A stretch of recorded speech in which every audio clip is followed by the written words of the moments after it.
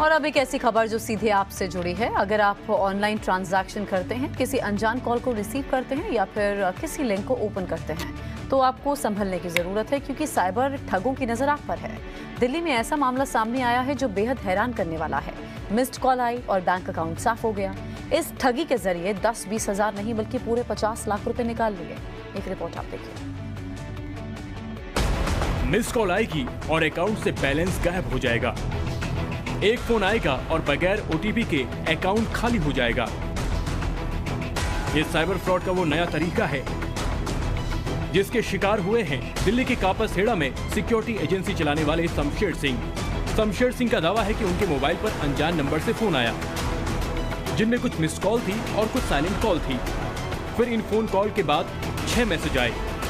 ये मैसेज ऐसे थे जिन्होंने उनके होश उड़ा दिए। ने मैसेज चेक किए तो मेरे अकाउंट से 12 लाख एक डेबिट हुए, 12 लाख एक डेबिट हुए और 10 लाख की एक ट्रांजैक्शन हुई, 10 लाख की एक ट्रांजैक्शन हुई और 4,63,000 की एक ट्रांजैक्शन हुई और 2 लाख की ट्रांजैक्शन एक हुई। लेकिन 2 लाख रुपए मेरे वापस आ गए, क्योंकि उस पे कैप लगा था, इसलिए सर्वर ने एक्सेप्ट नहीं किया, तो 2 लाख वापस अकाउंट में आ गए थे। बाकी 48,63,000 का फ्रॉड हुआ है। शमशेर सिंह हैरान हैं, परेशान हैं, उनके चेहरे पर शिकन आना लाजमी है। वो ऐसे ठगों के शिकार हुए हैं जिनका ना तो नाम जानते हैं, ना ही चेहरा, ना ही पता जानते हैं और ना ही उनसे जुड़ी कोई पहचान।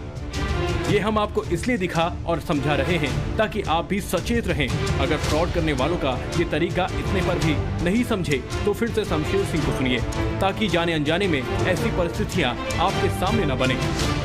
13 नवंबर शाम को 7:10 से लेके 7:50 तक मेरे पास कॉल आने शुरू हुए। मैंने 20-25 कॉल आए तो मैंने उठाया नहीं फोन। फिर मैंने देखा कि ये अननोन नंबर आ रहे हैं, बार बार कॉल आ रहे हैं, तो मैंने एक फ़ोन उठाया, फिर कोई आवाज़ नहीं आई, दूसरा उठाया, कोई आवाज़ नहीं आई। उसके बाद में फ़ोन लगातार आते रहे, मैंने कोई फ़ोन नहीं उठाया, मैं काटता रहा फ़ोन को, यानी रिसीव नहीं किया मैंने एक भी। फिर वो कॉल बंद हुए 7:45 से 7:50 के बीच। करीब 50 लाख की रकम कोई मामूली नहीं होती। पीड़ित ने इस सिलसिले में जब जानकारी जुटाई तो पता चला पश्चिम बंगाल के ट्रांसफर हुए हैं। हालांकि ये अकाउंट किसका है, कौन चलाता है, अब तक पता नहीं चला। जो फ्रॉड हमारे साथ हुआ ये 13 नवंबर को संडे को हुआ था इवनिंग में, तो उस पे हमने मतलब तुरंत ही कार्रवाई की थी कि 1930 पे हमने कॉल किया। हमने सोचा था कि ये पेमेंट, जैसे हमने सुना है कि वहाँ पे साइबर का ये जो नंबर है तो होल्ड हो जाती है पेमेंट, तो उसके बाद हमने FIR भी दी है 15 को। तो हमने खूब वहाँ पे सेक्टर 16 में साइबर सेल में जो है अपडेट लिया, बट उनकी तरफ से हमें कोई सेटिस्फैक्ट्री रिस्पांस अभी तक मिला नहीं है। वो ये कह रहे हैं कि हम अपनी इन्वेस्टिगेशन कर रहे हैं, आप अपने बैंक से बात कीजिए। हम बैंक से बात कर रहे हैं, बैंक को मेल डाल रहे हैं, वहाँ से भी हमें कोई सेटिस्फैक्ट्री जवाब नहीं आ रहा है। साइबर फ्रॉड का ये मामला 1 महीने पुराना है। पुलिस भी इन 720 घंटों में आरोपी को नहीं खोज पाई है। हालांकि दावा किया जा रहा है कि पूरे मामले की जांच जारी है।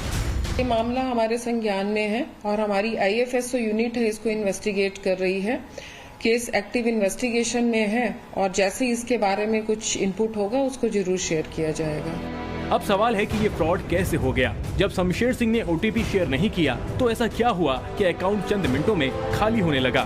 तो आप साइबर एक्सपर्ट मोहित यादव को गौर से सुनिए। ये आपको साइबर ठगों से बचने का वो तरीका बता रहे हैं जो इन दिनों बहुत जोरों पर है। एक होता है आपका SMS से जो OTP जनरेट होता है, दूसरा होता है कॉल से।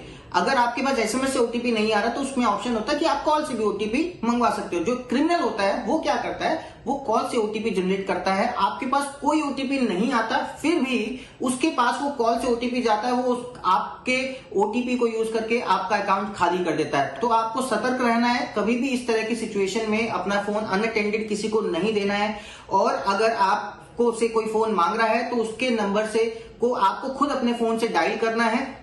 कोशिश कीजिए कभी भी जब आप डायल करें तो *21 या * इस तरह के कोई भी स्पेशल कैरेक्टर्स आपके नंबर्स पर नहीं होने चाहिए। अगर सतर्क रहना है तो इस तरह की इंफॉर्मेशन को आपको शेयर करना पड़ेगा जितने ज्यादा से ज्यादा लोगों तक।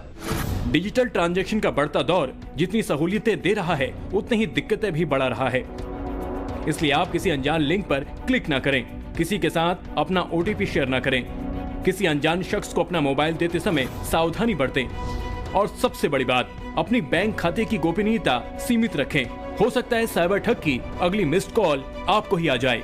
दिल्ली से प्रेरित कुमार के साथ Anuj Mishra, bureau report, Times Now, Nav Bharat.